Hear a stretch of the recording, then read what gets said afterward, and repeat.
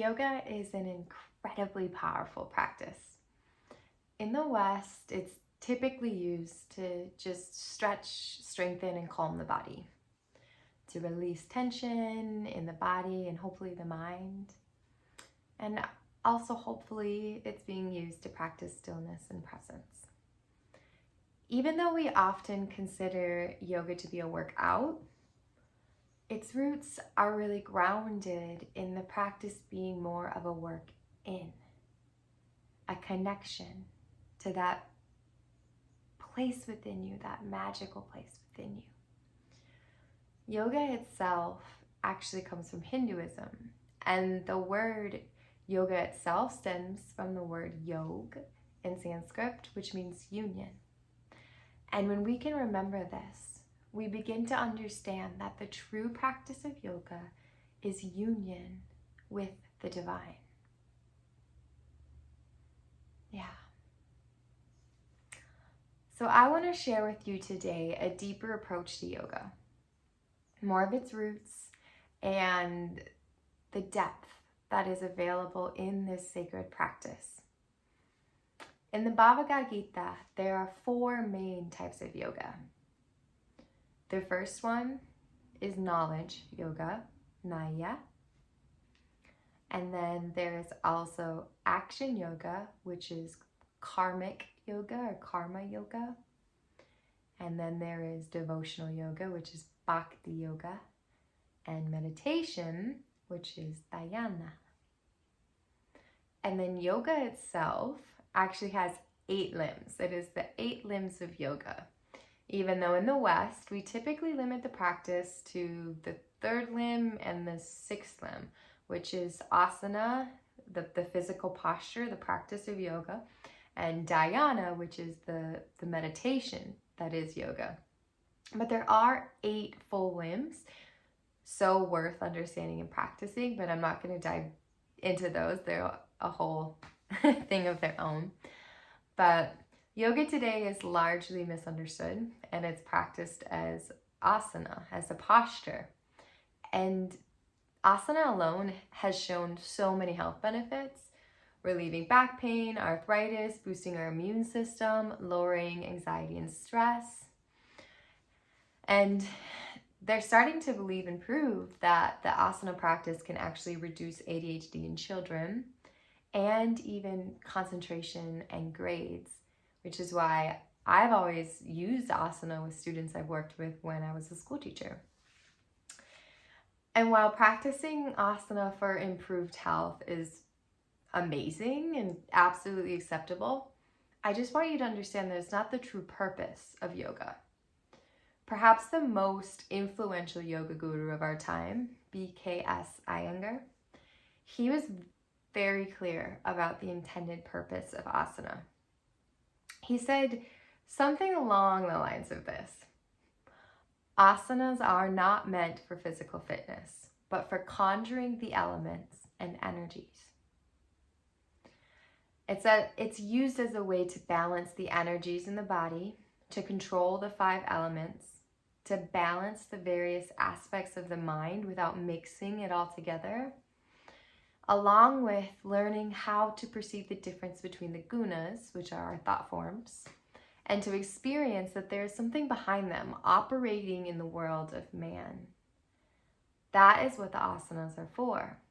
The process is slow and can be painstaking, but a steady inquiry facilitates growing awareness. He's a wise man. And you can tell, even in that, all that he said, this master did recognize the importance of asana as vital and important to the practice, necessary in the practice of yoga. It's the limb through which most people enter the world of yoga, and it is incredibly important. And it shouldn't be diminished or minimized in any way, because higher levels of yoga can't be achieved if the physical body is weak or sick or injured. So asana, when practiced under the guidance of an experienced and properly trained teacher or a guru, is an integral part of yoga. In India, you'll often hear that the practice of asana and pranayama is to learn to control the body and the senses so that the inner light can be experienced. That light is the same for the whole world as each of us. We are all one. But unfortunately, teachers as potent as Iyengar are rare and few in the world today, especially most of yoga culture, which is driven by the Western approach of consumerism and fitness. And without the insight and the spiritual connection, yoga today is typically just asana without that spiritual intention, without that connection. So it remains at a place of just a spiritual or a physical exercise. But I'm really grateful for my teacher who studied directly under Iyengar. And so the potency and the true purpose of this practice was gifted to me. And I feel the importance of sharing that, of guiding people to that, because very few teachers can actually cultivate that space for their class to enter the sacred, to enter union. And so many people have lost out on the opportunity of the depth of that connection and that experience of asana, of yoga. A powerful teacher can and will guide you to a place of true connection, a place of absolute presence and stillness and this rising of the dimension that you exist in. But it's a humble practice. It's not in competition to anybody around you. It's just strengthening that bond within yourself, that union. It's about developing your being to be able to return to that space of union with the divine. That divine that's within you and all around you and inside of all of the beings that you practice with during a class. And as my teacher always says, be like the bamboo. The taller you grow, the deeper you bow.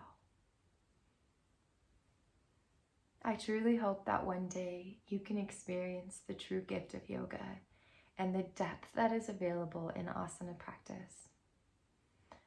Because, asana itself, it's basically just configuring the body into these positions that sit on our meridian lines, these energy lines that run through our body. And then we hold that posture for some time. And that alignment piece is so important because we are supporting our structure while activating those energy points and those energy lines within us. In these positions, our muscles are both stretching and strengthening as our balance is challenged. And as we keep these postures, it forces us to focus and to stay present in the moment.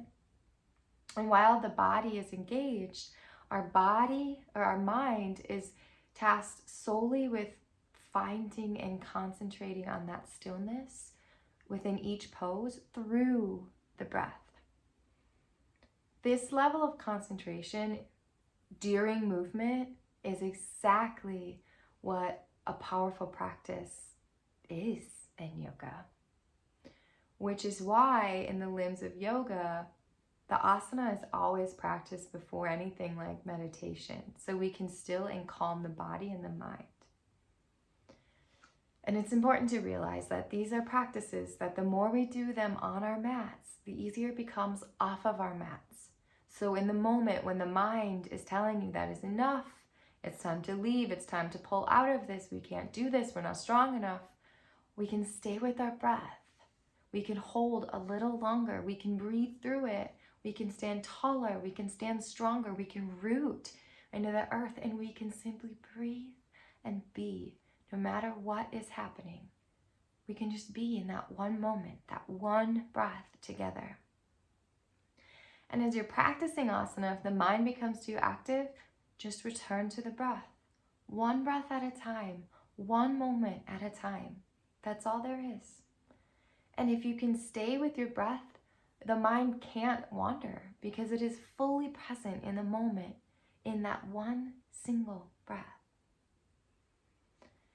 And while this explanation may sound kind of difficult, there is this peace and exhilaration that comes with building these asanas, these poses, and stretching and expanding our body in this way. But so much more than that, it's beyond improving our physical health. It brings us joy and openness and connection. Things that I have yet to experience with any other movement practice. During asana, we will move into a place where we can fully and deeply connect with our mind, body, and spirit, bringing everything into the present, into union with all that is. And it's important to recognize that our mind, body, and spirit connection is so intimately linked together, and everything that we experience gets stored within us, and it can often come through as aches and pains and illnesses that come out of nowhere. And they actually have an emotional or psychological or spiritual root. So when we can come into the body, into these asanas to expand and stretch and strengthen, we can heal and release all of these things that we've been carrying that don't serve us anymore. We can let them go. I truly believe that there's no other practice that prepares and trains the mind for both silence and connection like yoga. My plan was never to become a teacher or a facilitator of this practice. I was seeking it for myself, and as my practice developed and I started practicing more in the West with teachers that may have not received that level of knowledge that I have, I felt that call within me that I had to share. I had to teach, because I had to offer something that showed people the true practice of yoga. And I hope with all of my being that one day you find that true practice, that you get to tap in deeply, moving into that place of union as the body illuminates, as sensation and energy arises, and you truly experience union, because it is powerful, it is profound, and it is available to each and every one of us. So if you enjoyed this video and you want to learn more about yoga or anything really, leave a comment below. Let me know, what are you interested in? Have you been able to experience yoga at that level, to be practicing with a facilitator who can guide you into that depth of connection within yourself and to every being in the space? I'd love to hear from you. And remember, sharing is caring. So if you like this video, give me a share, a thumbs up, subscribe to my channel, and let's bring the true roots and the true practice of yoga back into the Western world. Blessings.